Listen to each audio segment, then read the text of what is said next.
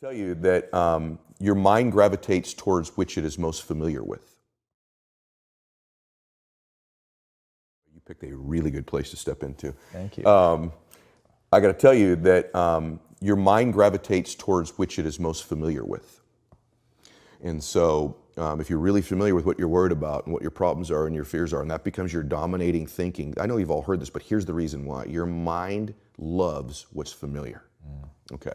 And so if you don't go touch dreams, for example, just experience it for a second. For example, we would go down once every 8 weeks. If I did well in business, we really knocked it out. We could find a deal. I had $200. We'd go to the Ritz-Carlton or some hotel, Ocean, and for one day oceanfront, feel like what it felt like to valet your car. Right? Walk in the lobby. Mr. Mylett, welcome back. Right? She'd go get a massage. I'd play a little bit of golf. And just for that day, I'd touch the dream. And then maybe we do it again in a month or two and again in a month. Just little tastes of it. My mind began to become familiar with it. And more crazy, I started to kind of trick myself into thinking I belonged there. Because we never end up anywhere we don't believe we don't belong, and then we're not familiar with. So there's these things you'd like to do in your life, either visually seeing them over and over again and repeating those images to yourself. That's powerful. But a double whammy is to not only repeat them and see them, but to go touch. See, there's one thing that's a visual stimulus in your brain that makes you want to do something. The triple whammy is if you could see it, touch it, feel it, and smell it. If you allow all your senses to experience something, it becomes far more familiar to your brain. And so I'm a massive advocate of touching a dream in any form you can get it, the best of which is actually going and experiencing it short term. If you begin to believe you belong there, you're a little bit better.